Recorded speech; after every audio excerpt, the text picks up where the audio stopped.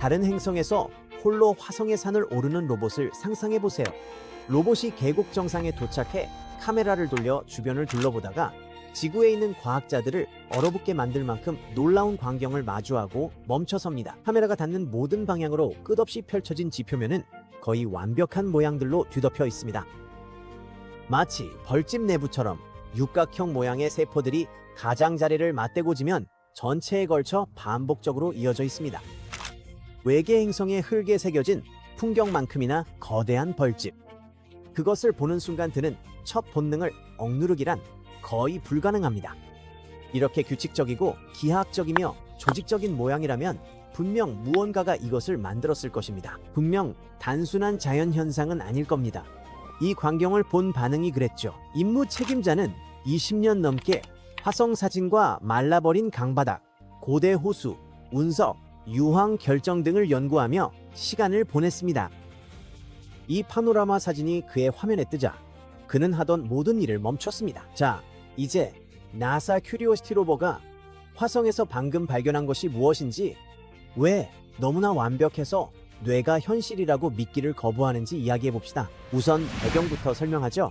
환경이 중요하니까요. 큐리오시티는 2012년부터 10년 넘게 화성을 누비는 자동차 크기의 로버로 수백만 마일 밖 과학자들이 원격 조종하고 있습니다. 수년 동안 이 로버는 거대한 분화구 한가운데에 솟아있는 약 3마일 높이의 샤프산이라는 거대한 산을 천천히 오르고 있습니다. 그 산은 무작위로 정해진 목표가 아닙니다. 과학자들은 수십억 년 전 화성이 더 따뜻하고 물이 풍부했던 시절에 이 지역 전체가 습했고 산기슭 주변에 호수와 개울이 있었을 것으로 믿고 있습니다. 큐리오시티는 산을 오르며 마치 책장을 넘기듯 시간의 층을 따라 행성의 역사를 읽고 있습니다. 로버가 지나는 각 지층은 서로 다른 시대에 형성된 것입니다.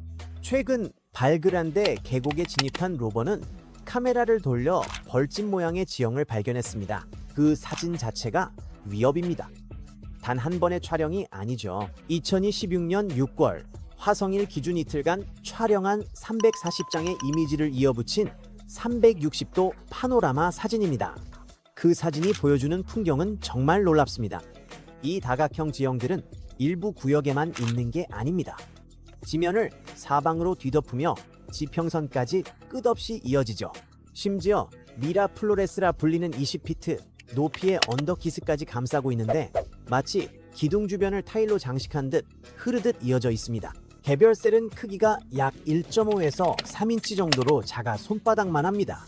하지만 수만 개의 셀들이 모든 것을 뒤덮고 있죠. 이 발견을 특별하게 만드는 점은 바로 여기 있습니다. 큐리오시티는 전에도 이런 다각형을 봤지만 작은 구역에만 나타났을 뿐입니다. 이런 적은 없었습니다. 사방으로 끝없이 펼쳐진 거대한 바다 같았죠. 나사는 화성에서 이 정도 규모의 지형은 처음이라고 합니다. 베테랑 과학자들도 멈춰 설 수밖에 없었죠. 처음 본 사람이라면 누구나 드는 생각, 바로 인공적이고 누군가 설계한 것 같다는 겁니다. 혹시 구조물이나 유적 혹은 무언가의 패턴일까요? 아닙니다. 사실 정답은 외계인보다 훨씬 흥미롭죠. 여러분도 살면서 분명 본 적 있는 현상이거든요. 더운 날 말라가는 진흙 웅덩이를 떠올려 보세요. 물이 증발하면서 진흙은 수축합니다. 그리고 수축하면서 갈라지게 되고 틈새로 나뉜 덩어리들이 그물망처럼 이어지게 되죠. 말라붙은 진흙, 마른 호수바다, 갈라진 페인트를 보면 균열이 특정 각도로 만나 표면을 다각형으로 쪼갭니다.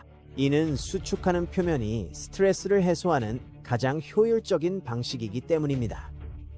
자연은 늘 이런 모양을 만들어냅니다. 집 앞 웅덩이도 화성 지형과 같은 물리적 원리로 생깁니다.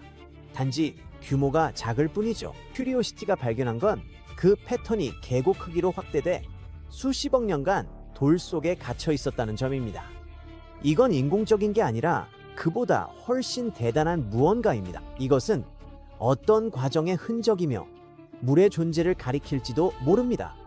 여기서부터 흥미로운데 이런 모양을 만드는 방법이 하나가 아니기 때문이죠. 세 가지 가능성이 있는데 과학자들은 아직 무엇이 원인인지 모릅니다. 첫 번째는 방금 설명한 진흙이 갈라지는 현상입니다. 젖은 퇴적물이 마르며 갈라진 흔적입니다. 이는 이곳에 과거물이 있었다가 말랐음을 보여주는 확실한 증거입니다. 바로 우주생물학자들을 흥분하게 만드는 젖었다가 마르는 그런 역사인 셈이죠. 두 번째 가능성은 물이 전혀 필요하지 않습니다. 극심한 기온 변화입니다. 화성은 매일 가혹한 기온 변화를 겪습니다. 지면은 오랜 세월 따뜻할 때, 팽창하고 추울 때 수축하는 과정을 수천 번 반복하는데, 이런 움직임은 마치 겨울철 도로가 갈라지듯 표면을 다각형 모양으로 만들기도 합니다. 세 번째는 더 특이한 압축입니다. 퇴적물이 새로운 층 아래에 묻히면 그 무게가 물을 짜내어지면 이 아래에서부터 갈라지게 만들 수 있습니다. 진흙이 갈라지려면 물이 필요하거든요. 온도 순환은 그렇지 않습니다. 압축은 그 중간쯤에 해당합니다. 표면은 같은 벌집 패턴이지만 이면엔 서로 다른 세 가지 이야기가 있습니다. 그중 하나만 생명 유지에 필요한 지표수와 관련됩니다. 그것이 과학자들이 풀고 있는 수수께끼입니다. 갈라진 땅이라니 의아하실 수도 있습니다. 왜 이게 뉴스거리가 될까요? 이 다각형들은 화성에 생명체가 있었는가? 라는 인류의 큰 질문에 대한 단서입니다. 화성에 과거 물이 존재했음은 이미 밝혀졌죠. 큐리오시티는 수년간 고대 호수바닥과 물이 만든 광물, 암석 속 유기분자 등 그 증거를 찾아왔습니다. 오래전 화성에는 물과 적절한 화학 성분, 생명체 필수 요소가 있었습니다. 그리고 그 분자 발견은 잠시 짚고 넘어갈 가치가 있습니다. 왜냐하면 그것이 가장 중요한 단서일지도 모르기 때문이죠. 2026년 초 한 논문은 2020년 큐리오시티가 화성 암석을 시추해 20개가 넘는 유기분자를 채취했고 그중 7개는 화성에서 이전에 발견된 적 없던 것들이라고 설명했습니다. 그중 몇 가지는 특히 흥미롭습니다. 지구에서 이러한 분자들은 징검다리 역할을 할 수 있는데 이는 결국 생명체의 구성 요소로 이어지는 기초화학 물질이자 RNA나 DNA 같은 것들의 재료가 됩니다.